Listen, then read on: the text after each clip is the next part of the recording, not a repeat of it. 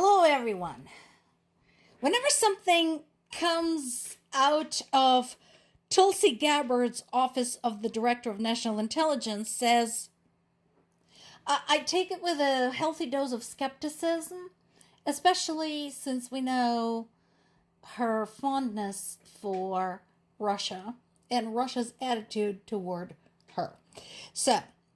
But my question is, okay, so U.S. intelligence says Russia confident it can win Ukrainian war and risks direct NATO clash.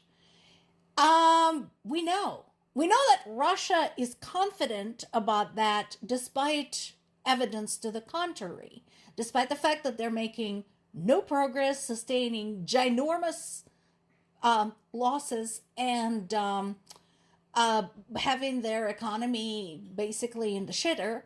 And all of that. We know that. That is not news. But, if Tulsi Gabbard wants to prove herself relevant again, that's fine, The only thing that makes me sad is that she's doing that on the taxpayers' dime. So, there is that. But, it's been clear for a long time that unless something drastically changes in Russia, this is not going to stop. At least not of Russia's will, put it this way. They started this war. They have no intention of finishing it. So unless there is a radical change in power in Russia, or unless Russia is pushed back with the help of the allies, this is not going anywhere.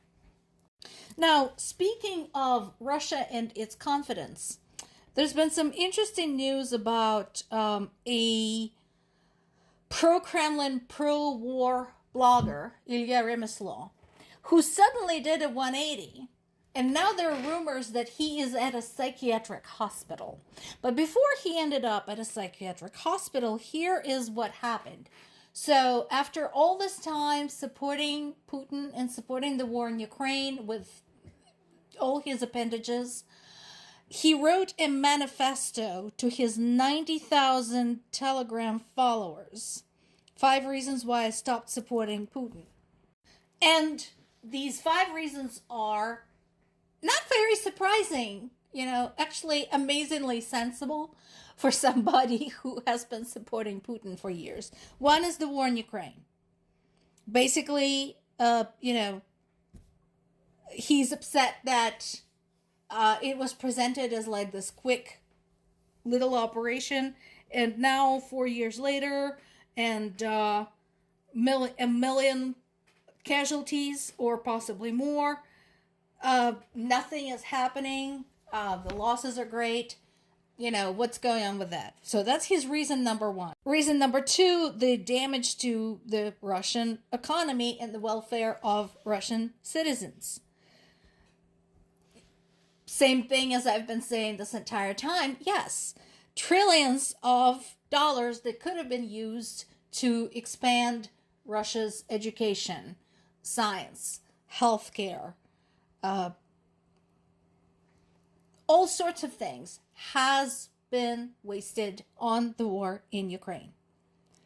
And another thing that upsets him, that when the money is not being wasted on the war in Ukraine, it is being wasted on building palaces for Putin and his friends. Really? So that upsets you now? Okay. The suppression of freedom, specifically on the internet and among the sources of news, the media, is his 3rd reason. Again, that's been going on for a while, dude. Are you just waking up? Reason number 4, the amount of time Putin has been in power. That is true. Putin is 73. He has been in power since 1999. So, over a quarter of a century. And he's clearly not going anywhere. So, all of the elections that have taken place basically have been a sham. We already know that to be the case, especially if you like math and you compare the numbers of voters and the number of votes allegedly cast for Putin. And this gave me a pause and a chuckle. Number 5, Putin does not respect his electors. He doesn't want to listen to them. And that surprises you. Why? Again, when did Putin ever care about anything other than himself? I mean, I'm glad this is out there. It might get taken down. We don't know what's going to happen to this guy next. But there you have it. This is not me. This is not Ukrainian propaganda. This is a pro-Putin, pro-war blogger that suddenly turned on him. We don't know if he really is at a psychiatric hospital, but if he is, it is possible that a little overdose or accident will be organized for him shortly. Meanwhile, testing its new drones, long distance, Ukraine strikes a Russian aircraft site, actually several sites, 800 kilometers from the border. So 2 factories that produce and repair military transport and cargo airplanes. One in Ulyanovsk region, one in Novgorod region. Once again, best airplane is the one that never gets made, never takes off in this particular case. And this goes back to Russia's Shoigu statement from a couple of days ago when he said no region is safe. No, dude, no region is safe. Now you know what it feels like. But again, Ukraine remains consistent in sticking with the military targets only. In Spain, they say they have arrested 3 people on Mallorca for allegedly helping a Russian national evade European sanctions. So again, it's nice to see consequences for such people somewhere. Here, as we know, war criminal Putin gets welcomed with open arms and has red carpet rolled out for him, and U.S. military bowing before him, literally, and straightening said red carpet.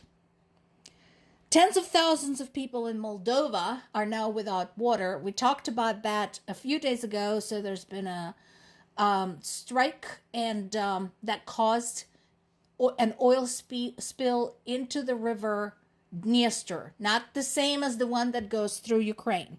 The one in Ukraine is Dnieper. This is Dniester. And since most of Moldova relies on that water for its fresh water supply, they're kind of screwed right now. And again, where are the environmental agencies? Where are all the activists? Oh, they're busy throwing paint at paintings in museums. This should be outrageous. This is a huge environmental disaster, and it is a humanitarian disaster and a public health disaster. Where is everybody? Russia continues bitching. They're saying that the attack on the Russian tanker in the Mediterranean is an act of international terrorism. Again, I'm always amused by such protestations because Russia doesn't consider that type of behavior problematic when it comes from them, only from others. And apparently there's been a conversation between Belgium and Russia. Again, remember those frozen funds we can't seem to get are in Belgium.